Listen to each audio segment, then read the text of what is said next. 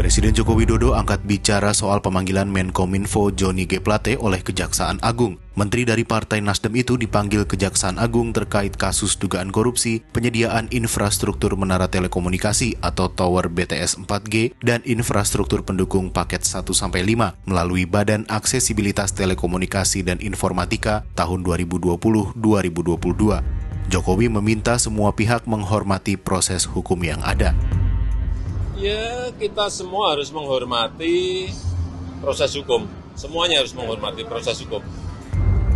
Kamis 9 Februari 2023, penyidik Kejaksaan Agung menjadwalkan pemanggilan Menteri Komunikasi dan Informatika Johnny G. Plate untuk dimintai keterangan sebagai saksi kasus dugaan korupsi penyediaan infrastruktur BTS 4G.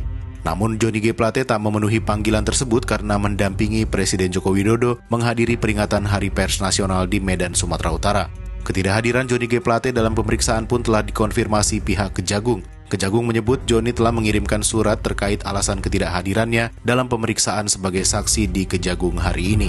Pihak Kejagung menyebut Johnny G. Plate meminta agar pemeriksaan dirinya dilakukan pada Selasa 14 Februari 2023. Mendampingi Bapak Presiden RI dalam acara Puncak Pers Nasional di Medan.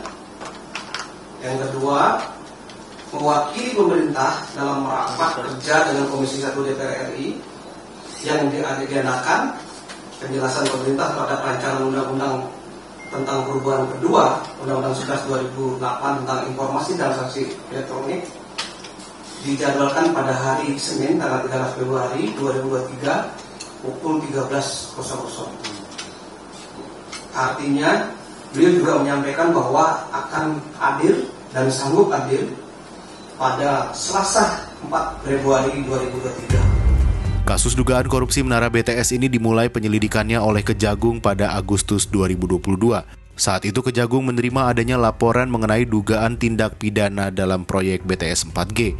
Adapun proyek tersebut bertujuan untuk mendukung aktivitas masyarakat yang tengah beralih ke daring pada pandemi COVID-19 lalu. Dalam proyek itu tercatat lebih dari 4.000 titik yang akan dibangun menara BTS, di mana lokasinya berada di wilayah terluar dan terpencil Indonesia. Kecurigaan adanya kong-kali-kong dalam proyek ini mulai tercium ketika hingga batas akhir pertanggungjawabannya banyak pembangunan yang tidak rampung dan BTS tidak dapat digunakan.